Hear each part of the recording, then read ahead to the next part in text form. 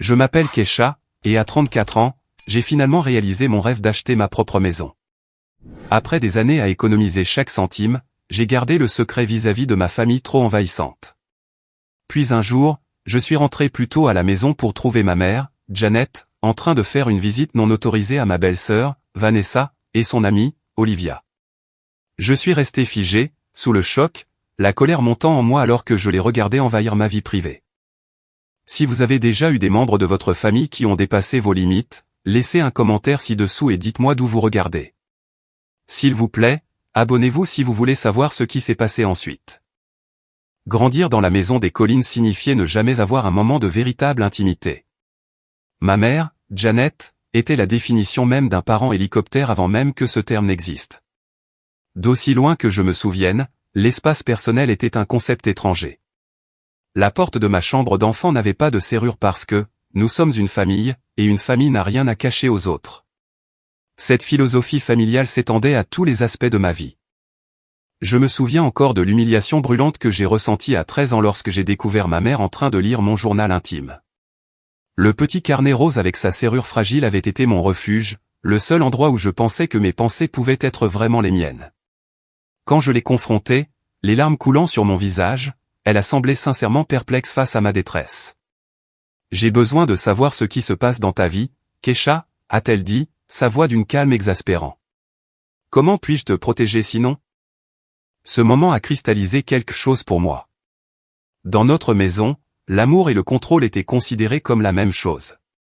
Ma mère ouvrait mon courrier, écoutait mes appels téléphoniques et interrogeait mes amis avec la ténacité d'un agent du FBI. Mon père, William, était plus distant, mais il ne remettait jamais en question son comportement, créant une alliance silencieuse que je ne pouvais pas pénétrer.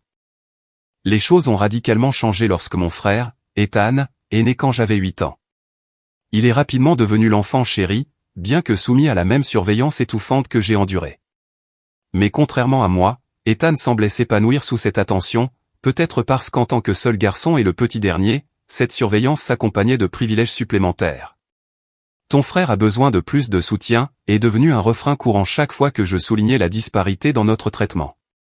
J'ai appris par moi-même à avoir moins de besoins, à vouloir moins de choses, et finalement, à moins en attendre. J'ai appris à garder les choses importantes cachées, non pas dans des journaux intimes qui pouvaient être trouvés, mais profondément en moi. Quand je suis parti à l'université, j'ai pensé que la liberté était enfin arrivée. J'ai choisi une université d'État à 4 heures de route, assez loin pour nécessiter de vivre dans les dortoirs. Ces premiers mois étaient enivrants. Personne ne vérifiait quand je rentrais ou ne me demandait avec qui je passais du temps. Je pouvais manger de la crème glacée au petit déjeuner si je le voulais, mais la liberté fut de courte durée.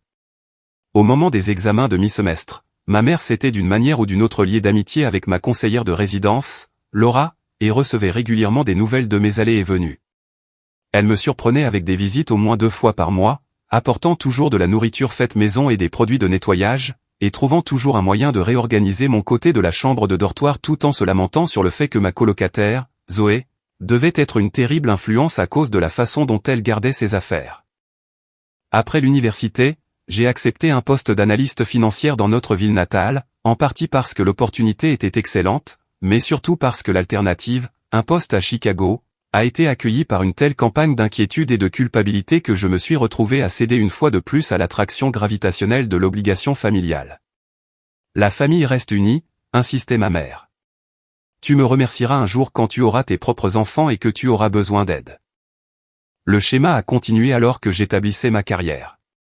J'ai loué un appartement à seulement 15 minutes de la maison de mes parents, assez proche pour rendre le refus des dîners du dimanche presque impossible, mais assez loin pour que les visites quotidiennes impromptues nécessitent au moins une certaine planification. Quand Ethan a épousé Vanessa il y a 5 ans, j'ai observé avec un mélange d'envie et d'inquiétude comment elle était absorbée dans notre dynamique familiale. Vanessa était tout ce que je n'étais pas, extravertie, prête à partager chaque détail de sa vie, et apparemment à l'aise avec l'implication de ma mère. Elles se parlaient quotidiennement, faisaient les magasins ensemble, et Vanessa consultait ma mère sur tout, des recettes aux conseils relationnels. Quand Ethan et Vanessa ont acheté leur maison à seulement 3 pâtés de maison de nos parents, ma mère était aux anges. Maintenant, il ne nous reste plus qu'à te trouver un endroit dans le quartier, disait-elle, m'envoyant régulièrement des annonces pour des maisons dans leur rue. Alors nous serions tous ensemble, exactement comme il se doit. Mais j'avais discrètement économisé pendant des années, vivant bien en dessous de mes moyens et investissant soigneusement. En tant qu'analyste financière, je comprenais le pouvoir des intérêts composés et de l'épargne disciplinée. À 34 ans, j'avais amassé un acompte substantiel, suffisant pour envisager des maisons dans des quartiers loin de l'orbite de ma famille. J'ai essayé une fois, il y a 3 ans, d'expliquer mon désir de plus d'indépendance. La réunion de famille que j'ai convoquée pour discuter de mon éventuel déménagement du côté et de la ville, à environ 30 minutes de là, s'est transformée en une intervention, avec tout le monde, de mon père à Ethan en passant par ma tante Patricia, énumérant les raisons pour lesquelles se séparer de la famille serait désastreux. « Tu as toujours été si sensible », a dit ma mère, les larmes aux yeux. « Si tu déménages si loin, qui prendra de tes nouvelles si tu ne réponds pas à ton téléphone? Qui t'apportera de la soupe quand tu seras malade ?» Vaincu, j'ai battu en retraite et renouvelé mon bail d'appartement. Mais quelque chose avait changé en moi. J'ai commencé à comprendre que mon indépendance ne me serait jamais donnée. Elle devrait être prise. Et ainsi, chaque mois qui passait, ma détermination grandissait en même temps que mon compte d'épargne. La décision de garder secrète ma recherche de maison n'a pas été prise à la légère. J'avais vu comment ma famille s'était comportée lorsqu'Ethan et Vanessa avaient acheté leur maison. Ma mère s'était immiscée dans chaque étape du processus, assistant à toutes les visites, offrant des opinions non sollicitées sur tout, de la sécurité du quartier aux finitions des armoires de cuisine, et tentant même de négocier directement avec le vendeur, malgré la présence d'un agent immobilier. Je me souviens encore du visage de Vanessa alors qu'elle se tenait dans ce qui allait devenir leur salon, son enthousiasme diminuant alors que ma mère déclarait le plafond trop bas et les fenêtres orientées au sud un problème pour le placement des meubles. Bien que Vanessa ait adoré la maison, elle a commencé à faire écho aux préoccupations de ma mère, ses propres préférences se dissolvant sous le poids de la vie familiale. Je ne pouvais pas supporter l'idée que mon rêve soit démantelé de la même manière.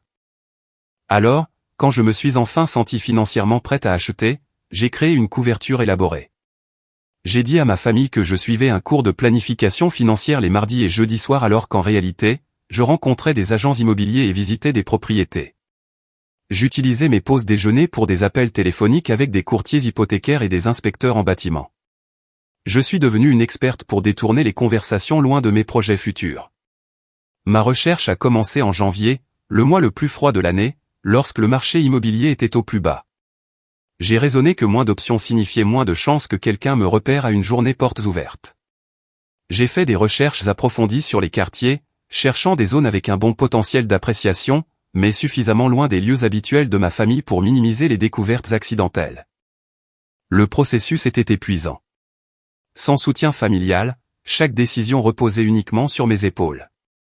Il y a eu des nuits où je suis resté éveillé à me demander si le secret valait le stress, si je réagissais de manière excessive à ce que ma mère décrirait sûrement comme son inquiétude aimante.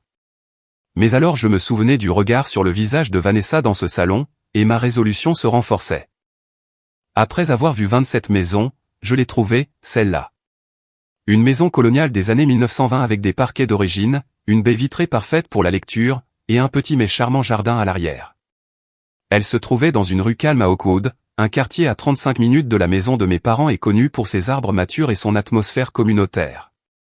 Au moment où j'ai franchi la porte, j'ai ressenti quelque chose que j'avais rarement connu en grandissant, la paix. Mon agente immobilière, Sophia, a immédiatement remarqué ma réaction.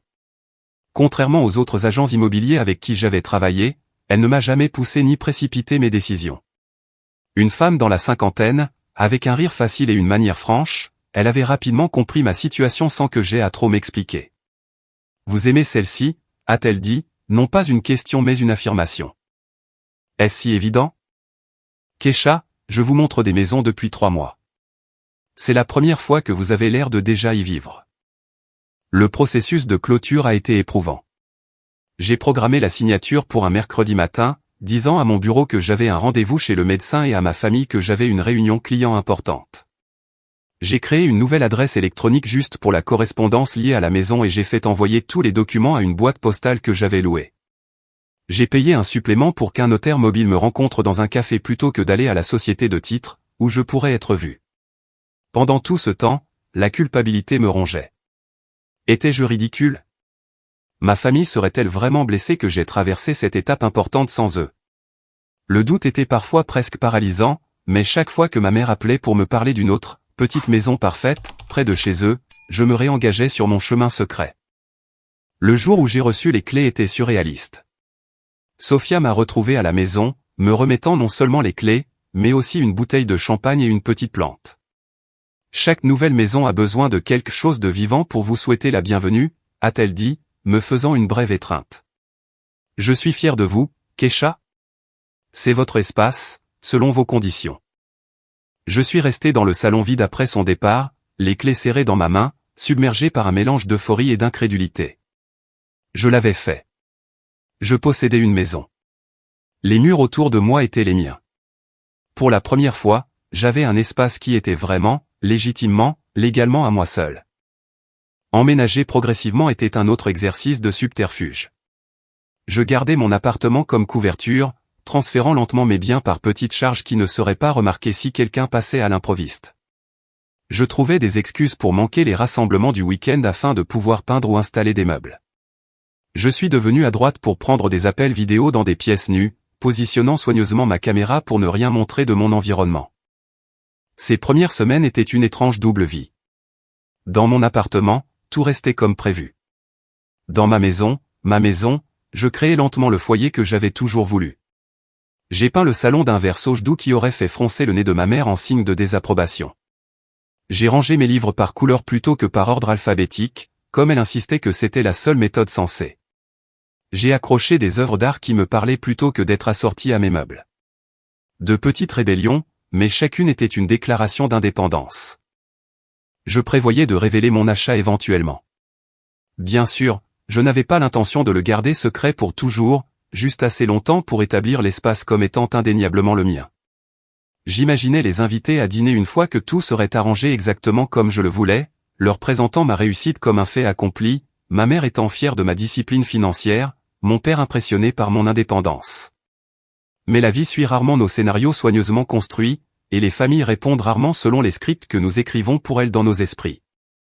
Le jour où tout a changé était banal au début, un mercredi de fin avril, alors que le printemps commençait tout juste à s'imposer sur le froid persistant de l'hiver. J'étais dans ma maison depuis près de 6 semaines, menant toujours ma double vie, rassemblant encore mon courage pour la grande révélation. Ce matin-là, j'avais une réunion prévue avec un client important à 14 heures. Je m'étais préparé de manière approfondie, créant des projections financières détaillées et répétant ma présentation jusqu'à ce que je puisse la faire en dormant. Mais à 11h30, mon téléphone a vibré avec un texto de mon patron, Marcus. Réunion Lofton annulée, reportée à mardi prochain. Prends ton après-midi si tu veux. Tu as fait de longues heures. Je suis resté assise à mon bureau, momentanément désorienté par ce temps libre inattendu. Normalement, j'aurais utilisé un tel cadeau pour aller à ma maison et continuer à m'installer. J'avais une livraison d'étagères prévue pour la semaine suivante et je devais libérer l'espace où elles iraient. Prenant une décision rapide, j'ai rassemblé mes affaires, dit à mon assistante, des draps, que je partais pour la journée, et je suis rentré chez moi. Ma maison, pas mon appartement. Le trajet était agréable, le soleil de printemps réchauffant ma voiture alors que je planifiais mentalement mon après-midi. J'allais enfin accrocher le miroir que j'avais trouvé chez un antiquaire le week-end précédent. Peut-être organiser les placards de la cuisine d'une manière qui avait plus de sens que l'arrangement du propriétaire précédent. De petites tâches satisfaisantes qui renforçaient ma possession de l'espace. En tournant dans ma rue, un sentiment de paix m'a envahi, comme toujours à l'approche de ma maison. Cette paix s'est brisée instantanément quand j'ai vu les voitures dans mon allée, un VUS Lexus argenté que j'ai reconnu comme celui de ma mère et une Honda bleue qui appartenait à Vanessa. À côté d'elle se trouvait une compacte rouge que je ne reconnaissais pas. Mon cœur a raté un battement dans ma poitrine alors que je passais lentement devant ma propre maison, incapable de traiter ce que je voyais. Peut-être y avait-il une erreur.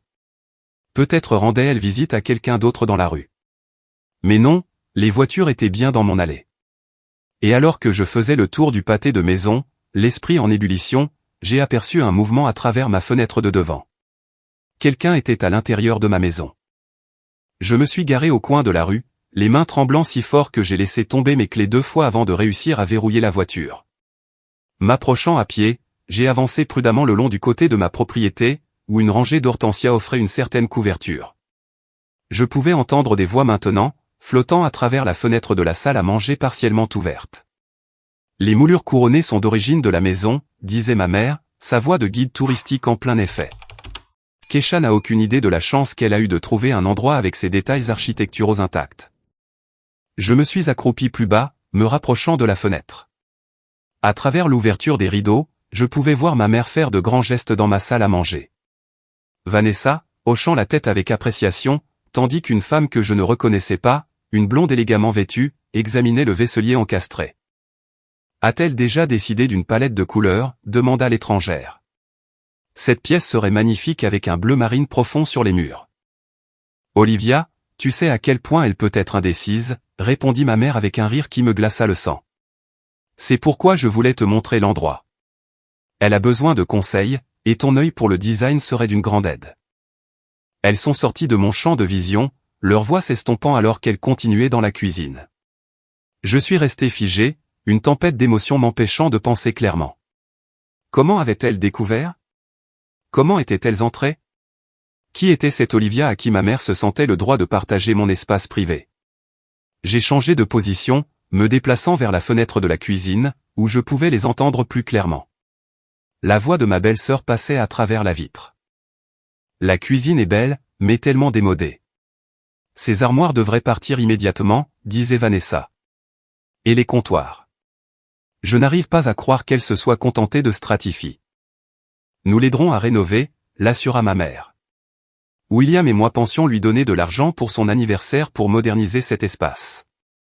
Il n'est tout simplement pas fonctionnel pour recevoir. Je me suis mordu la lèvre si fort que j'ai senti le goût du sang. Recevoir. J'avais acheté cette maison pour mon propre sanctuaire, pas comme un lieu pour les réunions de famille. La cuisine était parfaitement fonctionnelle pour mes besoins, et j'adorais le charme vintage des armoires d'origine. Elles se sont de nouveau déplacées, des bruits de pas à l'étage indiquant qu'elles étaient montées. J'ai rampé jusqu'à l'arrière de la maison, où un grand chêne offrait une couverture, tendant l'oreille pour entendre à travers la fenêtre de la salle de bain partiellement ouverte. La chambre principale reçoit une merveilleuse lumière matinale, disait ma mère. Je pense cependant à des rideaux épais, dans un joli bordeaux pour ajouter un peu de sophistication. Combien a-t-elle payé pour cet endroit? C'était la voix d'Olivia, s'enquérant nonchalamment de ma transaction financière la plus privée. Un peu moins de 300 000, répondit ma mère sans hésitation. Elle avait un bon acompte d'économiser, mais je pense toujours qu'elle a surpayé. Le marché dans ce secteur n'est pas aussi désirable que l'agent immobilier le lui a fait croire. J'ai pressé ma main contre ma bouche pour étouffer un halètement audible. Non seulement ma mère connaissait le prix d'achat, mais elle partageait librement cette information avec une parfaite inconnue pour moi. La violation m'a semblé physique, un coup à la poitrine qui rendait la respiration difficile. Eh bien, le jardin est parfait pour les barbecues d'été, intervint Vanessa. Je peux déjà imaginer utiliser cet espace de patio quand le temps se réchauffera. Ethan pourrait installer son grill là-bas. Je pensais la même chose, acquiesça ma mère. Et il y a beaucoup de place pour que les enfants jouent quand toi et Ethan fonderaient votre famille. La supposition que ma maison deviendrait une propriété familiale commune a provoqué une vague de colère si puissante que j'ai dû m'agripper à l'arbre pour rester debout. C'était exactement ce que j'avais craint, exactement pourquoi j'avais gardé l'achat secret. Dans leur esprit, ma réussite n'était pas du tout la mienne. C'était une nouvelle ressource à utiliser pour la famille, un nouvel espace pour qu'ils occupent et contrôlent. Je suis resté là pendant près d'une heure alors qu'elles visitaient chaque recoin de ma maison, discutant de leurs plans pour mon espace comme si j'étais une enfant incapable de prendre des décisions. Elles ont critiqué mes quelques pièces meublées, planifié des rénovations importantes que je n'avais ni désiré ni les moyens de me payer, et ont établi un calendrier estival de rassemblements familiaux dans mon jardin. Une guerre faisait rage en moi entre la confrontation et la retraite. Une partie de moi voulait entrer en trombe, les clés cliquetant, et exiger qu'elle parte immédiatement.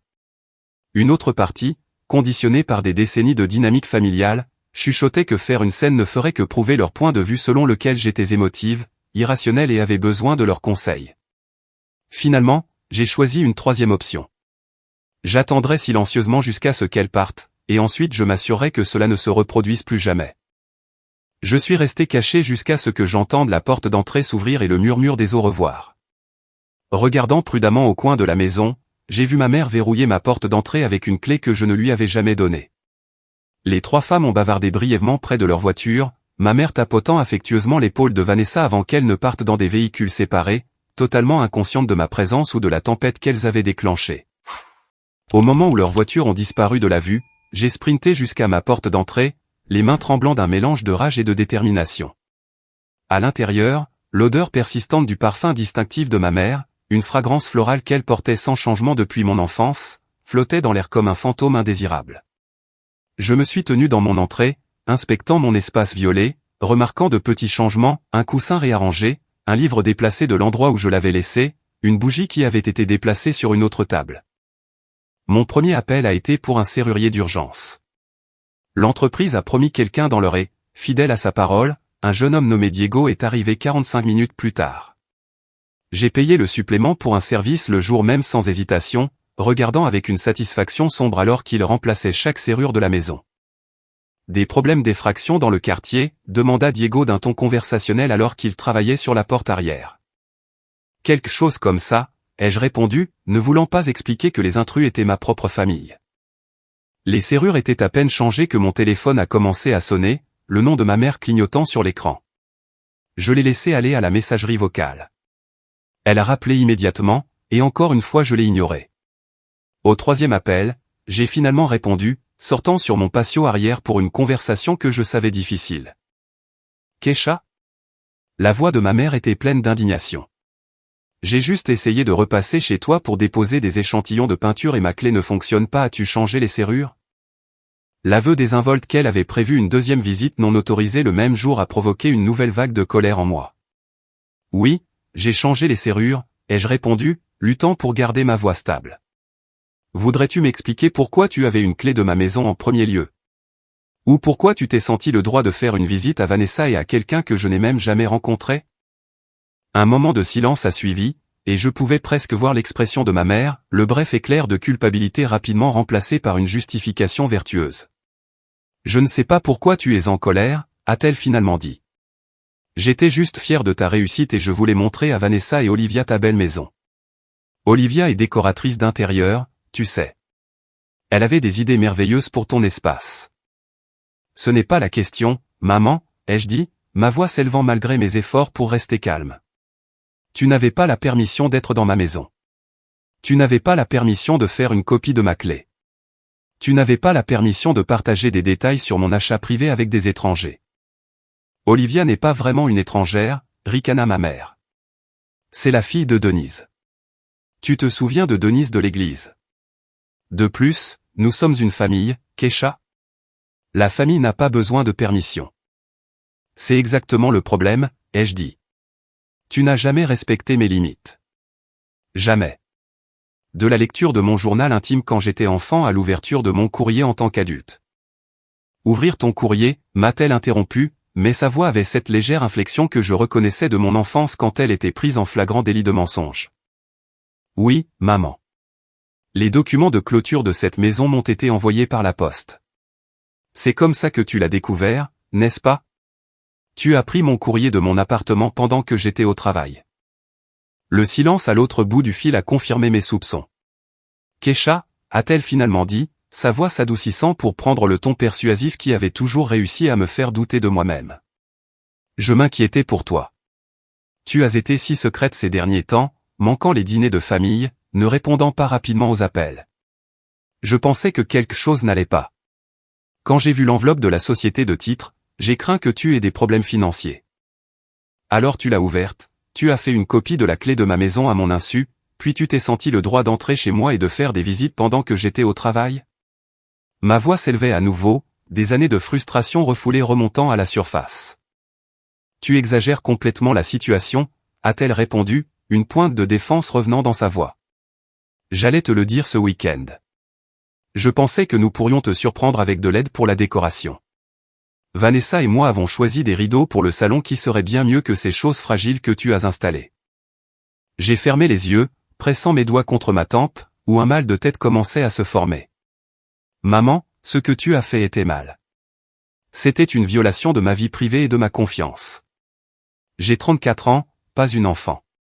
C'est ma maison, achetée avec mon argent, et tu n'avais aucun droit.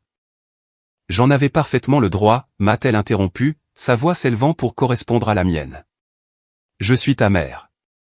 Tout ce que j'ai jamais fait a été pour ton bien, pour t'aider, pour te guider. Et voilà les remerciements que je reçois. Être mise à la porte de la maison de ma propre fille? Oui, ai-je dit, un calme étrange s'emparant de moi alors que je réalisais qu'il n'y aurait aucune reconnaissance de tort, aucune excuse. Et tu resteras à la porte jusqu'à ce que tu puisses respecter mes limites. J'ai mis fin à l'appel alors qu'elle commençait une autre protestation, puis j'ai complètement éteint mon téléphone, ayant besoin d'espace pour traiter ce qui s'était passé et ce qui allait suivre. Cet espace fut de courte durée. Au moment où je me préparais une tasse de thé pour calmer mes nerfs, des coups à ma porte d'entrée ont annoncé l'arrivée de mon frère, Ethan. Son visage était rouge de colère quand j'ai ouvert la porte, la chaîne de sécurité toujours en place. « Bon sang, Keisha » a-t-il exigé sans préambule. « Maman est à la maison en train de pleurer à cause de toi. »« Bonjour à toi aussi, Ethan » ai-je dit, ne faisant aucun mouvement pour retirer la chaîne ou le laisser entrer. Je suppose qu'elle t'a appelé immédiatement après notre conversation. Bien sûr qu'elle l'a fait. Elle est dévastée. Comment as-tu pu l'accuser de violer ta vie privée alors que tout ce qu'elle essayait de faire était de t'aider? J'ai étudié le visage de mon frère, me demandant s'il ne voyait vraiment pas le problème ou si la loyauté familiale l'emportait simplement sur son sens du bien et du mal. Maman t'a-t-elle dit qu'elle avait fait une copie de la clé de ma maison sans ma permission et qu'elle avait fait entrer Vanessa et une étrangère dans ma maison pendant que j'étais au travail? Une lueur de doute a traversé ses traits, mais elle a été rapidement réprimée. Elle était excitée pour toi. Elle voulait t'aider à faire de ta maison un foyer. C'était déjà mon foyer, ai-je dit doucement. Mon foyer, Ethan. Le mien. Pas le sien à redécorer, pas celui de Vanessa pour planifier des barbecues, et pas un espace communautaire que la famille peut utiliser à sa guise. Tu as toujours été comme ça, a-t-il dit en secouant la tête. Si égoïste, si obsédé par ton besoin d'espace. La famille est censée être impliquée dans la vie des autres. C'est ça, l'amour. Non, Ethan. C'est ça, le contrôle. L'amour aurait été de respecter mon choix d'acheter une maison par moi-même. L'amour aurait été d'attendre que je t'invite dans mon espace quand j'étais prête. L'expression de mon frère s'est durcie. Alors c'est tout? Tu vas juste nous couper tous de ta vie parce que maman essayait d'aider. Je fixe des limites, les jeux corrigés. Quelque chose que j'aurais dû faire il y a des années. Des limites, a-t-il répété avec un rire amer. C'est juste un mot chic pour exclure les gens qui tiennent à toi. Tu sais quoi? Très bien. Garde ton précieux espace, mais ne viens pas pleurer quand tu réaliseras à quel point on est seul sur tes grands chevaux. Il s'est retourné et est reparti en trombe vers sa voiture, me laissant debout dans l'embrasure de la porte, tremblant physiquement de la confrontation. En quelques heures, les messages textes ont commencé à affluer. Tante Patricia a exprimé sa déception face à mon « traitement cruel » de ma mère. Cousin Ryan a suggéré que j'avais besoin d'une thérapie pour traiter ma « paranoïa » concernant l'implication familiale. Même mon père, habituellement le pacificateur, a envoyé un message laconique me demandant de m'excuser auprès de ma mère pour avoir réagi de manière excessive. Le récit familial se formait sans ma participation, Keisha était dramatique. Keisha était égoïste. Keisha rejetait l'amour familial. Personne, semblait-il, n'était prêt à considérer que peut-être faire une clé sans permission, entrer dans une maison sans y être invité, et planifier des rénovations non sollicitées pourrait en fait être le comportement problématique dans cette situation. Alors que le soleil se couchait sur cette journée tumultueuse, je me suis assise seule dans mon salon, entouré des murs que j'avais peints dans des couleurs de mon choix, serrant une tasse de thé qui avait depuis longtemps refroidi. Je me sentais à vif, exposé, et pourtant étrangement libéré. Pour la première fois, j'avais tenu bon complètement, sans faiblir, sans finalement capituler à la pression familiale. Le coup était élevé, les relations familiales tendues, peut-être au-delà de toute réparation. Mais en regardant autour de moi l'espace qui était vraiment le mien, je savais que j'avais fait le bon choix. Les serrures étaient changées. La limite physique était sécurisée. Venait maintenant la partie la plus difficile, maintenir les limites émotionnelles contre la vague de manipulation familiale qui, je le savais, ne faisait que commencer. Les jours qui ont suivi la confrontation se sont installés dans un nouveau schéma inconfortable. Ma mère, maîtresse dans l'art du traitement silencieux lorsqu'elle était contrariée, n'a pas rappelé. Les messages de mon frère sont devenus de plus en plus froids avant de cesser complètement. Les textos de groupes familiaux concernant les dîners du dimanche et les anniversaires à venir m'excluaient notablement. C'était comme si un décret avait été publié, Kesha était en exil jusqu'à ce qu'elle se repente. Une semaine après avoir changé mes serrures, je suis rentré à la maison pour trouver un grand panier cadeau sur mon porche. Une offrande de paix, peut-être? La carte jointe disait, je pensais que ces articles pourraient t'aider à réchauffer ta maison. La famille pardonne toujours. Dîner du dimanche à 17h30. Amour, maman. À l'intérieur du panier se trouvaient les rideaux bordeaux qu'elle avait mentionné vouloir pour ma chambre, un ensemble de torchons de cuisine d'une couleur que je n'aimais pas, et plusieurs photos de famille encadrées que j'avais délibérément choisi de ne pas exposer dans mon nouvel espace. Le message était clair, ma mère était prête à pardonner ma transgression si seulement je revenais au bercail et permettais à sa vision pour ma maison de se poursuivre.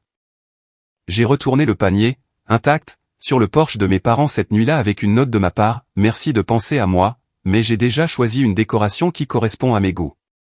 Je ne serai pas au dîner du dimanche car je suis encore en train de digérer la violation de ma vie privée. J'espère qu'avec le temps, vous pourrez comprendre pourquoi vos actions ont été blessantes. 2 jours plus tard, ma collègue Alissa a mentionné avoir rencontré ma mère à l'épicerie. Elle semblait vraiment inquiète pour toi, a rapporté Alissa. Elle a dit que tu avais agi de manière erratique, que tu t'isolais de la famille. Elle a demandé si tu t'étais aussi comporté bizarrement au travail. La campagne s'était étendue au-delà des membres directs de la famille. Maintenant, ma mère approchait mes collègues, me dépeignant comme instable, préparant le terrain pour invalider mes décisions. C'était une tactique familière, qu'elle avait employée pendant mes années d'université lorsque j'avais tenté pour la première fois d'établir mon indépendance. Alors que mai se transformait en juin, les tentatives de manipulation se sont diversifiées. Ma tante Patricia a appelé pour m'informer que ma mère était allée chez le médecin avec des symptômes préoccupants, insinuant lourdement que ma froideur affectait sa santé. Ma cousine Émilie m'a contacté pour suggérer une séance de thérapie familiale, pour traverser cette période difficile, une suggestion qui aurait pu avoir du mérite si elle n'avait pas été présentée avec l'hypothèse sous-jacente que c'était moi qui avais besoin d'être réparé. Pendant ce temps, j'ai pris des mesures pratiques pour protéger mes nouvelles limites. J'ai engagé une entreprise de sécurité pour installer des caméras à mes portes avant et arrière, ajouter des lumières à détection de mouvement et installer un système de sonnette vidéo. Ces mesures semblaient extrêmes, comme quelque chose tiré d'un thriller psychologique plutôt que des précautions nécessaires contre sa propre famille, mais la tranquillité d'esprit qu'elle procurait valait chaque centime. À l'approche de Thanksgiving, la pression s'est intensifiée. Les vacances en famille étaient sacro-saintes dans notre foyer, la présence obligatoire sauf en cas d'hospitalisation ou de voyage hors de l'État. Mon père, rompant son silence de plusieurs mois, a appelé directement. « Ta mère a mis une place pour toi », a-t-il dit sans salutation, sa voix bourrue de désapprobation. Le dîner est à 15h. Vanessa prépare sa cassolette de patates douces. La supposition que j'apparaîtrais simplement, que des mois de conflit pourraient être balayés pour maintenir les traditions des fêtes, était si typique que j'ai presque ri. Je ne serai pas là, papa, ai-je dit doucement. J'ai d'autres projets. En vérité, mes autres projets consistaient en une journée tranquille à la maison et un dîner avec mon amie Sophia, qui m'avait invité après avoir entendu parler de ma situation familiale. Mais je ne devais aucune explication. Ça a assez duré, Kesha, a dit mon père, sa voix prenant le ton sévère qui avait apaisé les disputes tout au long de mon enfance. Tu as fait valoir ton point de vue. Ta mère se sent terriblement mal à propos du malentendu. Malentendu, ai-je interrompu, incapable de laisser passer cette caractérisation. Il n'y a pas eu de malentendu. Maman a fait une copie de ma clé sans permission et est entrée dans ma maison sans mon consentement. Ce n'est pas un malentendu, papa. C'est une violation. C'est ta mère, a-t-il répondu, comme si ce statut relationnel accordait l'immunité contre le respect élémentaire des limites. Oui, c'est elle, et je l'aime, mais je ne peux pas continuer une relation où mon autonomie n'est pas respectée. Le silence qui a suivi était lourd de décennies de dynamique familiale tacite. Finalement, mon père a soupiré. Je ne te reconnais plus, Kesha. La fille que nous avons élevée ne tournerait jamais le dos à sa famille. L'accusation m'a piqué, mais sous la douleur se trouvait une prise de conscience. Peut-être qu'ils ne me reconnaissaient vraiment plus parce que, pour la première fois, je refusais d'être la fille qu'ils avaient élevée, une fille qui subordonnait ses propres besoins pour maintenir la paix. Je ne tourne pas le dos à la famille, papa. Je demande le respect. Quand maman et toi serez prêts à discuter de ce qui s'est passé sans rejeter mes sentiments, je serai là. Noël a apporté une nouvelle tactique. Des cadeaux sont apparus sur mon porche, une tour de paquets brillamment emballée accompagnée de cartes chargées d'appels émotionnels. Noël sans toi n'est pas du tout Noël, a écrit ma mère. S'il te plaît, ne punis pas toute la famille à cause d'une seule erreur. Les mots « une seule erreur » minimisaient des mois de violation de limites en une seule erreur pardonnable. C'était de la manipulation psychologique emballée dans du papier cadeau et nouée avec de la culpabilité au lieu d'un ruban.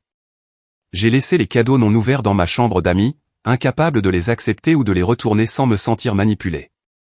Il restait là comme une manifestation physique du poids émotionnel que je portais, un rappel du coup de tenir bon. Tout au long de cette période, je me suis retrouvé à avoir besoin de soutien pour maintenir ma résolution face à une pression familiale aussi concentrée. Sur la recommandation d'un collègue, j'ai commencé à voir le docteur Harriet Knox, une thérapeute spécialisée dans les dynamiques familiales. Dans son bureau confortable avec ses murs bleus apaisants et ses plantes soigneusement entretenues, j'ai commencé à déballer les schémas qui avaient défini mes relations familiales pendant des décennies. Ce que vous vivez est une réponse prévisible à l'établissement de limites avec des personnes qui n'ont jamais eu à respecter de limites auparavant, a expliqué le docteur Knox lors d'une séance.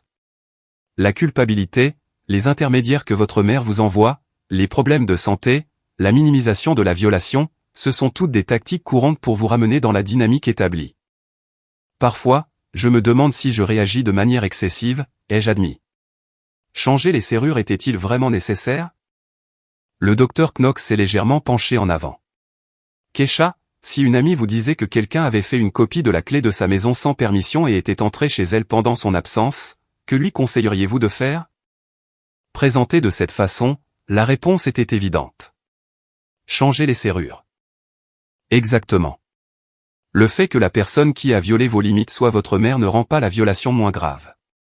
En fait, on pourrait soutenir que cela la rend plus grave, car elle représente une trahison de la confiance qui devrait exister entre un parent et un enfant. Ces séances sont devenues ma bouée de sauvetage alors que je naviguais sur le territoire inconnu d'être le bouc émissaire de la famille. Le docteur Knox m'a aidé à reconnaître que la douleur que je ressentais était valide, que mon désir d'intimité et d'autonomie était sain, et que l'inconfort de maintenir des limites était temporaire, tandis que la liberté gagnée était permanente. En dehors de la thérapie, j'ai commencé à construire un système de soutien d'amis qui respectait mes limites sans poser de questions. Sophia, mon agente immobilière, est devenue une amie proche, toujours prête avec des conseils pratiques ou simplement une oreille sympathique. Mon collègue, Damon, m'a invité à rejoindre ses amis pour des soirées jeux hebdomadaires, fournissant un lien social sans les champs de mines émotionnelles des réunions de famille. Ma voisine, Grace, une enseignante à la retraite avec une attitude pragmatique et un talent pour le jardinage, m'a offert à la fois compagnie et conseil alors que j'apprenais à prendre soin de mon petit jardin. Ces relations, librement choisies et mutuellement respectueuses, contrastaient fortement avec les liens chargés d'obligations de ma famille. Pour peut-être la première fois, j'ai fait l'expérience de ce que c'était que d'être valorisé pour qui j'étais, plutôt que pour la façon dont je me conformais aux attentes des autres. La partie la plus difficile de cette période a été de faire le deuil de la relation familiale que j'avais toujours souhaitée plutôt que de celle que j'avais réellement. Il y a eu des nuits où j'ai pleuré jusqu'à m'endormir, pleurant la mère qui aurait pu être heureuse de ma réussite plutôt que de la voir comme une occasion de réaffirmer son contrôle. Je pleurais le père qui aurait pu défendre mon droit à l'indépendance, le frère qui aurait pu comprendre mon point de vue plutôt que de s'aligner automatiquement contre moi. Mais à travers les larmes, la culpabilité et les jours de doute, je me suis accroché à une vérité indéniable, cette maison était la mienne. L'espace que j'avais créé entre ces murs était le reflet de mes propres goûts, de mes propres choix, de mon propre moi.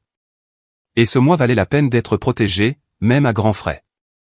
6 mois après l'incident du changement de serrure, par un après-midi vif d'octobre, j'ai répondu à un coup à ma porte pour trouver mon frère Ethan seul sur mon porche. Pas de Vanessa, pas de parents, juste Ethan, les mains enfoncées profondément dans les poches de sa veste et une expression que je ne pouvais pas tout à fait déchiffrer. « On peut parler ?» a-t-il demandé, se dandinant mal à l'aise d'un pied sur l'autre. J'ai hésité, scrutant son visage à la recherche de signes d'une mission commanditée par la famille pour me ramener au bercail. N'en trouvant aucun, j'ai reculé et lui ai fait signe d'entrer. Ethan se tenait maladroitement dans mon salon, observant les changements que j'avais faits au cours des derniers mois, la bibliothèque que j'avais construite moi-même, le mur de galerie d'art que j'avais collectionné, les meubles confortables agencés pour convenir à mes habitudes plutôt qu'aux règles de design conventionnelles. « Ton endroit est sympa », a-t-il dit finalement. Différent de ce que j'imaginais, mais sympa. Merci, ai-je répondu, toujours méfiante. Je peux te servir quelque chose à boire? Il a accepté un verre d'eau, et nous nous sommes assis aux extrémités opposées de mon canapé, la distance entre nous représentant plus qu'un simple espace physique. Je te dois des excuses, a dit Ethan après un long silence, fixant son verre d'eau. J'aurais dû comprendre ce que tu disais à propos des limites. Je comprends maintenant, et je suis désolé que ça m'ait pris si longtemps. Les mots étaient si inattendus que pendant un moment, je n'ai pu que le fixer. Qu'est-ce qui a changé, ai-je finalement demandé. Ethan a soupiré lourdement, posant son verre sur un sous-verre. Vanessa et moi avons eu des problèmes. Rien de grave, a-t-il ajouté rapidement, voyant mon expression. Mais assez pour nous faire prendre du recul et examiner certains schémas dans notre mariage. Il a fait une pause, semblant rassembler ses pensées.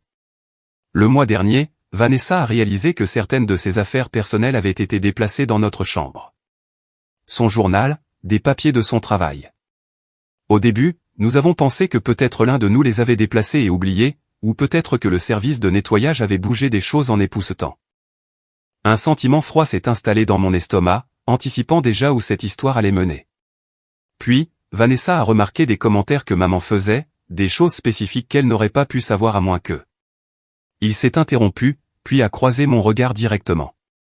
À moins qu'elle n'ait lu le journal de Vanessa, tout comme elle lisait le tien. La validation que ces mots m'ont apporté, une confirmation que je n'avais pas imaginé ou exagéré les violations de limites de ma mère, m'a frappé avec une force inattendue. Pendant des années, on m'avait fait sentir que mon désir d'intimité était le problème, que ma sensibilité était la question. Maintenant, voici la preuve que le schéma existait en dehors de ma perception. Quand Vanessa l'a confronté, a continué Ethan, maman a donné les mêmes excuses qu'elle t'a probablement données, qu'elle s'inquiétait, qu'elle avait besoin de savoir ce qui se passait dans la vie de sa belle-fille pour mieux la soutenir, que la famille ne garde pas de secret. J'ai hoché la tête, trop familière avec les justifications. Vanessa était furieuse. Elle m'a dit que soit les serrures étaient changées, soit elle restait chez sa sœur pendant un certain temps. Ethan a passé une main dans ses cheveux, l'air fatigué. C'est là que ça m'a frappé. Si j'étais immédiatement prêt à changer les serrures pour protéger la vie privée de ma femme, pourquoi t'avais-je attaqué pour avoir fait exactement la même chose pour protéger la tienne? La question est restée en suspens entre nous, une reconnaissance honnête du double standard qui avait été appliqué. Parce que j'étais toujours censé accepter le comportement de maman, ai-je dit doucement. J'ai été élevé pour voir ces intrusions comme de l'amour. Ethan a hoché la tête lentement. Et j'ai été élevé pour te voir comme réagissant de manière excessive chaque fois que tu te rebellais. Je suis désolé, Kesha. J'aurais dû être un meilleur frère. Nous avons parlé pendant des heures cet après-midi-là, vraiment parlé d'une manière que nous n'avions jamais fait auparavant. Ethan a partagé ses propres expériences en grandissant en tant qu'enfant favorisé, les pressions subtiles qui accompagnaient cette position. J'ai expliqué comment l'isolement de la famille ces derniers mois avait été à la fois douloureux et clarifiant. Ensemble, nous avons déballé les dynamiques qui avaient façonné notre enfance et continué d'influencer nos relations d'adultes. Je ne coupe pas maman et papa de ma vie, a clarifié Ethan alors que la conversation touchait à sa fin. Et je ne te demande pas de te réconcilier si tu n'es pas prête. Je voulais juste que tu saches que je comprends maintenant, et que je soutiens ton droit de fixer des limites, même si elles sont différentes des miennes. Son soutien, inattendu et non sollicité, m'a semblé être la première brique posée dans une nouvelle fondation entre nous, non pas la reconstruction complète de notre relation fraternelle, mais un début construit sur le respect mutuel plutôt que sur l'obligation familiale. 2 semaines après la visite d'Ethan, j'ai accepté de rencontrer mes parents dans un lieu neutre, un café du centre-ville. Sur mon insistance, nous étions accompagnés d'une médiatrice familiale, une femme calme et professionnelle nommée Hila, spécialisée dans les conflits familiaux entre adultes. Mes parents étaient clairement mal à l'aise d'avoir un témoin extérieur à notre discussion familiale, mais ils avaient accepté mes conditions, une concession petite mais significative. Je veux commencer par vous remercier tous d'avoir accepté cette réunion, a commencé Hila une fois que nous étions installés avec nos boissons. Kesha a expliqué certaines des préoccupations qui ont conduit à la distance actuelle dans votre relation. Aujourd'hui est une occasion de vous écouter les uns les autres et peut-être de trouver un chemin à suivre. Ma mère était assise raidement sur sa chaise, serrant son latte à 2 mains comme si cela pouvait lui offrir une défense contre la conversation à venir. Mon père avait l'air mal à l'aise mais résolu, ses yeux se déplaçant entre moi et la médiatrice. Keisha, souhaitez-vous partager ce que vous espérez obtenir de la réunion d'aujourd'hui, a demandé Hila. J'avais répété ce moment, travaillant avec le Dr Knox pour trouver des mots fermes mais pas accusateurs, clairs mais pas cruels. Je vous aime tous les deux, ai-je commencé, les regardant droit dans les yeux. Et ça me manque de vous avoir dans ma vie. Mais pour que nous puissions reconstruire notre relation, j'ai besoin de la reconnaissance que d'entrer dans ma maison sans permission était mal. Et j'ai besoin d'engagements clairs concernant les limites à l'avenir. La posture de ma mère s'est encore raidie, mais avant qu'elle ne puisse parler, mon père m'a surprise en posant sa main sur la sienne. Nous devrions d'abord écouter, Janet, a-t-il dit doucement. Puis, se tournant vers moi, continue, Keisha. Nous écoutons. Le simple fait d'être encouragé à parler sans défense immédiate ni rejet était si inattendu que j'ai momentanément perdu mes mots préparés. Me reprenant, j'ai exposé les limites spécifiques dont j'avais besoin, pas de visites imprévues, pas de partage de mes informations personnelles avec la famille élargie ou les amis, le respect de mes décisions concernant ma maison et ma vie, même lorsqu'ils n'étaient pas d'accord avec elles. Quand j'ai terminé, il y a eu un long silence. Les yeux de ma mère brillaient de larmes non versées, ses lèvres pressées en une ligne fine qui aurait pu signaler soit la colère, soit l'effort de contenir l'émotion. Janet, William, l'un de vous souhaite-t-il répondre à ce que Keisha a partagé, a demandé Hila doucement. Ma mère a commencé à parler, sa voix tendue d'émotion contenue. Je n'ai jamais voulu te faire de mal, Keisha. Tout ce que j'ai jamais fait a été par amour et souci de ton bien-être. C'était le début de ce que je reconnaissais comme sa défense standard. Mais alors, quelque chose d'inattendu s'est produit. Mon père a de nouveau pris la parole. Janet, a-t-il dit avec une fermeté que je lui entendais rarement utiliser avec ma mère. Je pense que ce dont Keisha a besoin n'est pas une explication de tes intentions, mais une reconnaissance de l'impact de tes actions. Ma mère s'est tournée vers lui, clairement surprise par ce départ de son rôle habituel de pacificateur. Ils ont échangé un regard qui semblait porter toute une conversation privée, puis ma mère a soupiré profondément. Tu as raison, a-t-elle dit, d'abord à mon père, puis en se tournant vers moi. Tu as raison, Keisha. Je n'aurais pas dû entrer dans ta maison sans permission. Je n'aurais pas dû faire une copie de ta clé. J'ai eu tort de faire ça, quelles que soient mes intentions. Les mots que j'avais attendus des mois pour entendre ne m'ont presque pas frappé au début. Une véritable reconnaissance de tort sans qualificatif ni redirection. J'ai senti quelque chose de serré dans ma poitrine commencer à se desserrer, un nœud de ressentiment que j'avais porté si longtemps que j'avais presque oublié qu'il était là. Merci, ai-je dit simplement. Ça compte beaucoup pour moi. Le reste de la réunion n'a pas été facile. De vieux schémas se sont parfois réaffirmés, ma mère glissant dans la défensive, mon père essayant occasionnellement de lisser les difficultés plutôt que de les aborder directement. Mais avec les conseils d'Hila, nous avons réussi à rester concentrés sur les questions fondamentales et même à parvenir à des accords préliminaires sur la manière dont notre relation pourrait fonctionner à l'avenir. À la fin de la session de 2 heures, nous avions rédigé un cadre de base pour reconstruire la confiance. Ma mère a accepté d'envoyer un texto avant de visiter et d'attendre une réponse affirmative. Mon père s'est engagé à respecter mes décisions concernant ma maison et ma vie sans essayer de me faire changer d'avis. J'ai promis de faire des efforts pour maintenir le lien par des appels téléphoniques réguliers et des repas partagés occasionnels tout en étant honnête sur mes besoins et mes limites. C'était un début, imparfait mais réel. Alors que nous nous préparions à partir, mon père a fait quelque chose qu'il n'avait pas fait depuis que j'étais une petite fille. Il m'a prise dans ses bras, une véritable étreinte plutôt que le geste superficiel qui était devenu notre norme. Je suis fier de toi, a-t-il chuchoté. Pour t'être défendu, pour cette belle maison que tu as créée, pour être devenue la femme forte que tu es. Ces mots, si longtemps désirés et jamais attendus, m'ont fait monter les larmes aux yeux. Tout n'était pas résolu, toutes les blessures n'étaient pas guéries, mais une porte qui avait semblé définitivement fermée s'était ouverte juste assez pour laisser entrer une lueur d'espoir. Le processus de reconstruction de la confiance a été lent et non sans revers. Ma mère a assisté à 3 séances de thérapie avec moi et le Dr Knox avant de déclarer que ce n'était pas nécessaire. Mais ces séances ont établi un vocabulaire pour discuter des limites qui nous a aidés à naviguer dans les moments difficiles.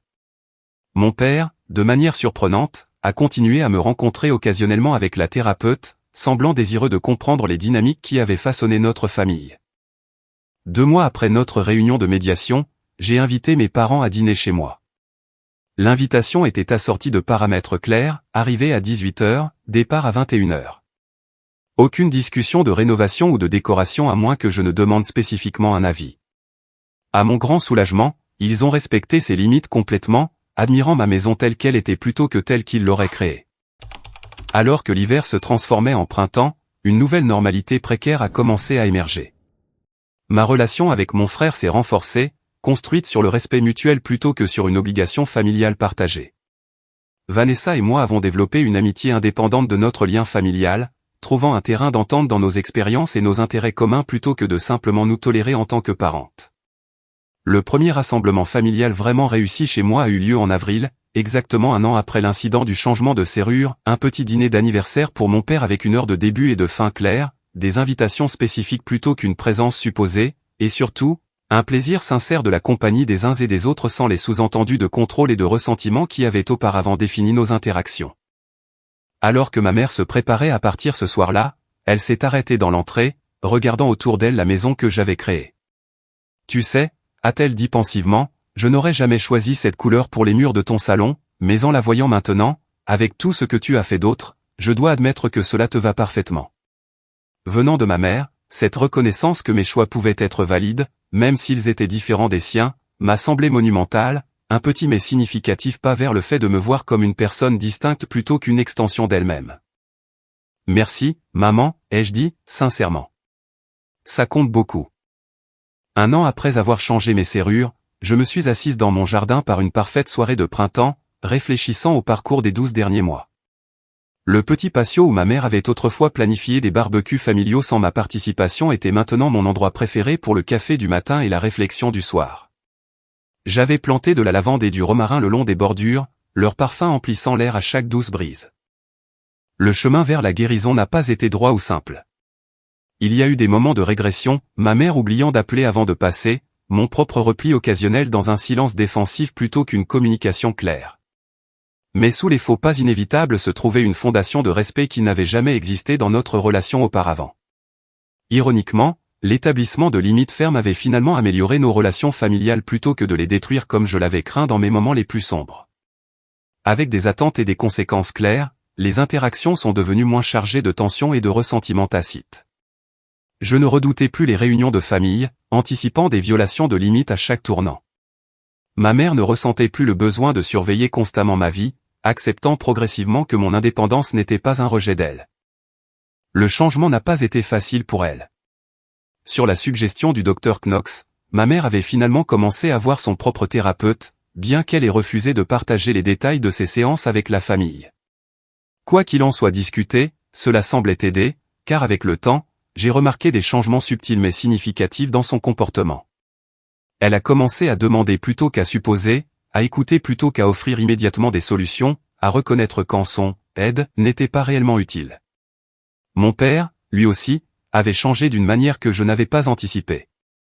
Une fois que j'ai rompu le schéma d'attendre de lui qu'il serve de médiateur dans les conflits avec ma mère, il a progressivement trouvé sa propre voie dans les discussions familiales. Notre relation, longtemps définie principalement à travers ma mère, a développé son propre canal de communication directe. Nous avons découvert des intérêts communs pour l'histoire et l'architecture qui étaient restés inexplorés pendant mon enfance. La transformation la plus surprenante a peut-être été celle de ma relation avec Ethan. Les rôles de l'enfant chéri et du bouc émissaire, qui nous avaient été assignés par des dynamiques familiales hors de notre contrôle ont progressivement cédé la place au simple fait d'être frères et sœurs, avec toutes les complexités que cela impliquait. Nous n'étions parfois pas d'accord, nous nous soutenions souvent, et nous avons construit un lien basé sur le respect mutuel plutôt que sur la mythologie familiale partagée. Même Vanessa, dont l'intrusion dans ma maison avait fait partie de la violation originale, avait fait amende honorable à sa manière. 6 mois après l'incident, elle m'avait invité à déjeuner, juste nous deux. « Je te dois des excuses », a-t-elle dit dès que nous nous sommes assises. « Je n'aurais jamais dû entrer dans ta maison sans ta permission, et j'aurais dû reconnaître à quel point c'était mal quand Jeannette l'a suggéré. » Sa franchise était rafraîchissante, sa responsabilité non qualifiée d'excuse ou d'explication. À l'époque, je ne voyais vraiment pas le problème, a-t-elle continué. Dans ma famille, tout le monde entre et sort constamment des maisons des autres. Mais cela ne veut pas dire que je peux t'imposer cette dynamique. Tes limites sont valides, et je suis vraiment désolé de les avoir violées. Ce déjeuner a marqué le début d'une relation entre nous qui était choisie plutôt qu'obligatoire. Nous avons découvert des intérêts communs pour les livres et la randonnée qui n'avaient jamais émergé lors des réunions de famille. Bien que nous ne serions jamais les meilleurs amis, nous avons développé une véritable appréciation l'une pour l'autre, indépendamment de notre lien familial. Ma maison, autrefois le point central des conflits familiaux, est progressivement devenue un véritable sanctuaire. Non pas une chambre d'isolement me coupant des relations comme ma famille l'avait initialement craint, mais un espace où je pouvais m'engager avec les autres de manière authentique parce que je me sentais en sécurité dans mes limites. Les caméras de sécurité sont restées, une précaution pratique plutôt qu'un symbole de méfiance. La clé de rechange n'a été confiée qu'à mon amie Sophia, avec la claire compréhension qu'elle était réservée aux urgences. Ces mesures, qui avaient autrefois semblé extrêmes, me semblaient maintenant de la simple prudence, l'équivalent adulte de verrouiller la porte de la salle de bain. Au-delà de mes relations familiales, l'expérience de fixer et de maintenir des limites a eu des effets d'entraînement dans toute ma vie.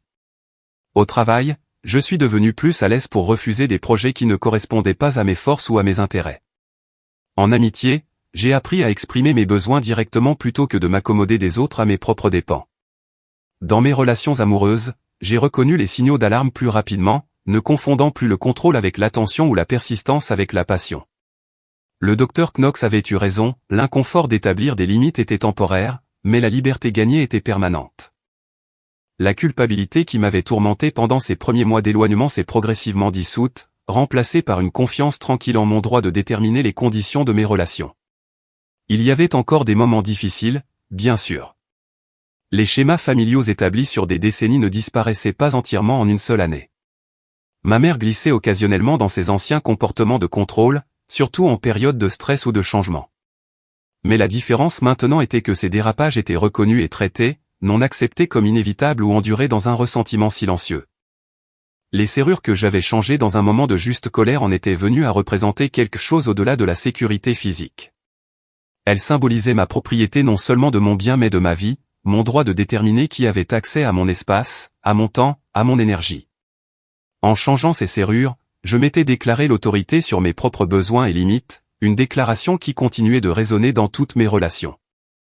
Alors que le crépuscule s'approfondissait dans mon jardin en cette soirée d'anniversaire, j'ai pensé à la jeune femme que j'étais un an plus tôt, terrifiée par le rejet familial, mais finalement prête à le risquer pour le bien de sa propre autonomie.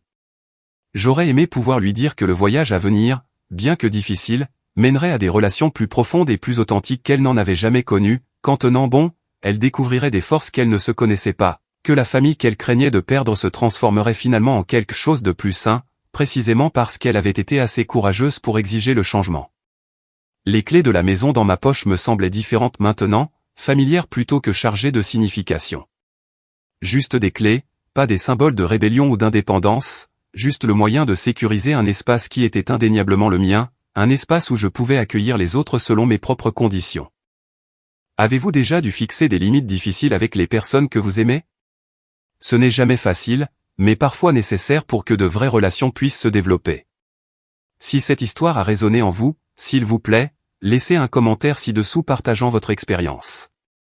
Et si vous avez trouvé de la valeur en écoutant mon parcours, s'il vous plaît, cliquez sur j'aime, abonnez-vous et partagez cette vidéo avec quelqu'un qui pourrait avoir besoin d'entendre que fixer des limites n'est pas égoïste.